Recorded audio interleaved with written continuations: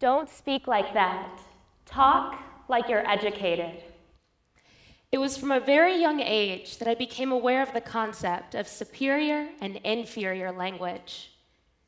The framework of my experience being through African American Vernacular English, sometimes called AAVE or Ebonics, a creolized language rooted in a variety of West African languages and New World experiences.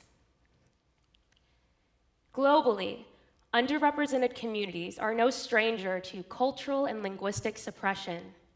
From Cherokee to AAVE to Hopi to Wolof to Mi'kmaq, this is a historical thread that actually binds many of us together. What I'm interested in, though, is the ability for underrepresented communities to celebrate and continue their ancestral modes of speech, despite the obstacles. I'm also interested in the way that our larger communities, like everyone in this room, can support that reclamation process. Hey everyone, my name is Carey Flack, and I am a social entrepreneur and the co-founder of Bloom, a tool that offers free courses for learning Indigenous languages around the globe. My experience as a youth and the inspiration I feel from my global roots is what drives me to build this company. My first experience with language stigma was over 15 years ago, but constantly I'm reminded that language stigma is far from over. One reminder being a conversation with my co-founder, Bree Alexander, a Cherokee citizen who was asked why she was learning a useless language. It was in that moment that she recalled to me that took me back to a time in my life when the words and language surrounding my underrepresented community could make or break whether I linguistically celebrated and expressed myself. What I really want to talk about today, though, and what I really want to dig into, is what was said to Bree. Oftentimes, underrepresented, and especially Indigenous languages, are characterized as dying or extinct. Dying denoting something that is inevitable or irreversible, something that the Miami or Miamia tribe of Oklahoma proved not to be true about the state of underrepresented languages after successfully revitalizing their own, 30 years after the passing of their last native speaker. What the term dying also does is take away power and agency from communities impacted by language loss, as well as from all of us who can play a role in at least partially undoing some of the historical impacts of cultural suppression. What often gets lost in this conversation, though, and what I love to talk about, are the immense benefits of underrepresented languages.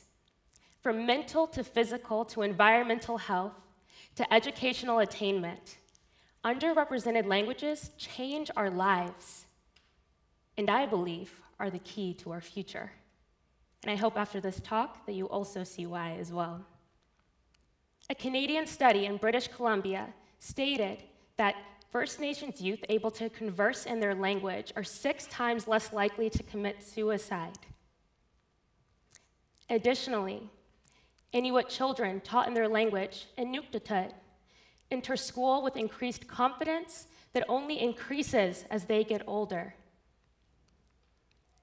And Darrell Baldwin, the man responsible for spearheading revitalization efforts in the Miami tribe of Oklahoma, realized the depth of his work when his young son was only able to adequately express distressed feelings in his native Miami or Miamia language. Imagine that child's life trajectory if he didn't have that language to express himself. Something similar was seen in Cape Town, South Africa, among youth taught in the language isiXhosa. They exhibited decreased anxiety and also had a stronger, more positive outlook for their future, saying in their language that they wanted to be doctors or scientists. When asked the same question in English, they often started to shy up and exhibit depressive feelings. When we understand suicide as a way of expressing social despair, and we understand language as a protective barrier that can promote historical, present, and future well-being, it's easy to understand how language and culture can play a role in alleviating negative mental health outcomes. But what we know is that language not only saves life, but transforms it. In Arizona, Hopi women who engage in language and culture are 3 times more likely to engage in Hopi-like behavior, which in turn increases their physical health outcomes. There's also been great work seen in the public health sector. In Nairobi, Kenya, the enrichment of indigenous language, fused with community love performing arts, has been utilized to spread pertinent health messages across communities who otherwise wouldn't get that information because they don't speak the dominant language. It's this act, quite literally, that is helping reduce health disparities in Nairobi. In Chiapas, Mexico, an indigenous-led hospital called Casas offers health services in languages like Mixteco and Tzotzil.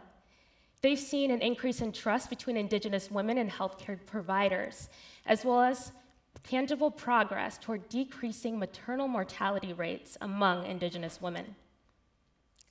One patient expressed that she liked going to the Casas hospital because they respected her and they spoke her language, strikingly different than her previous healthcare experiences. So we've learned a little bit how language manifests in the brain's chemistry through mental health, as well as throughout our body. But what happens when we step out into the larger world? The Parliament of Australia explained that indigenous language hold vast vocabularies for naming ecologies and species that are still unknown to much of Western science. This information has been passed down since the beginning of time and has the potential to change the course of our planet's future. In the Tanzanian mountains, rich and expressive wild plant names and previously unknown knowledge of their uses were found in an indigenous community that speaks the language Vaduna. It was this community who spearheaded and improved international botanical research.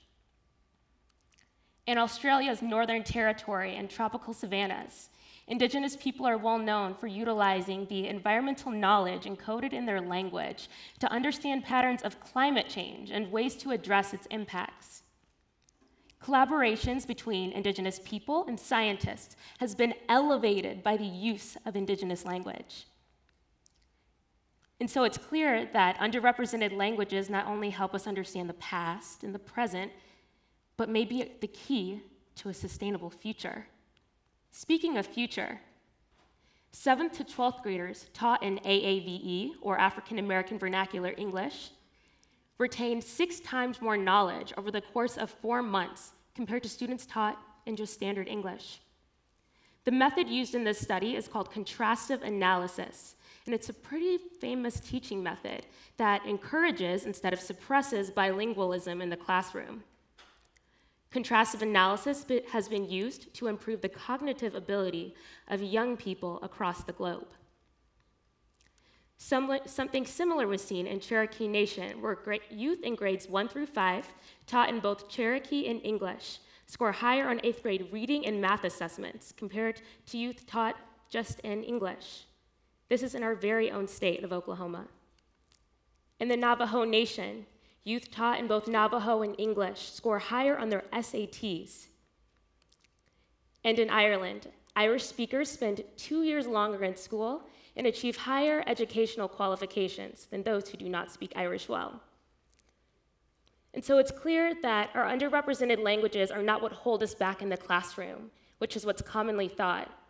Research is painting a broader picture that shows that our languages may be what pull us forward into the world.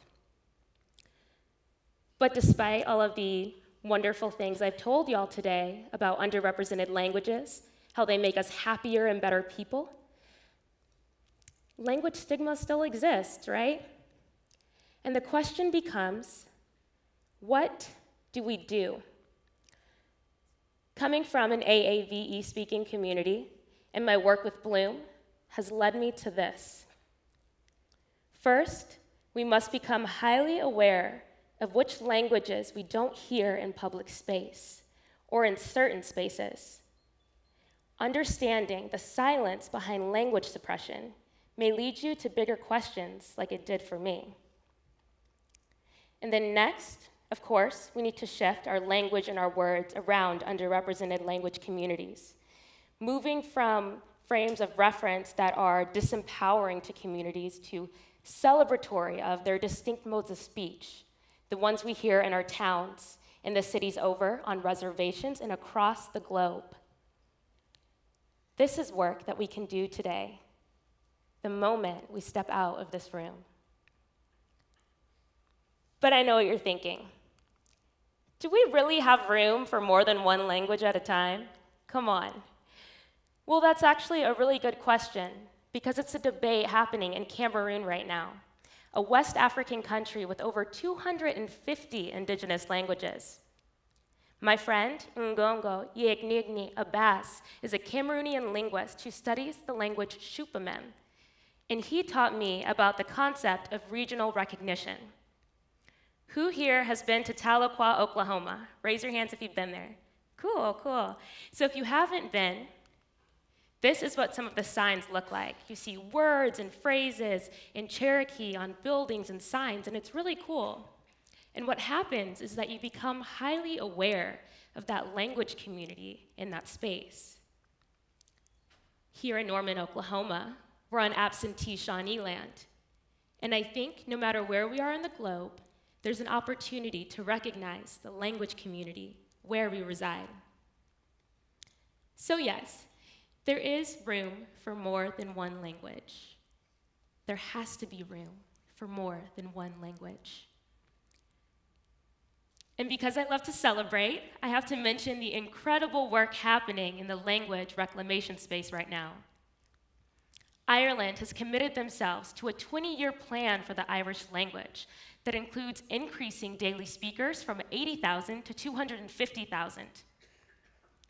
In Mali, a committed professor is teaching chemistry and physics in an indigenous language called Bambara, proving once and for all the resiliency and flexibility of indigenous languages.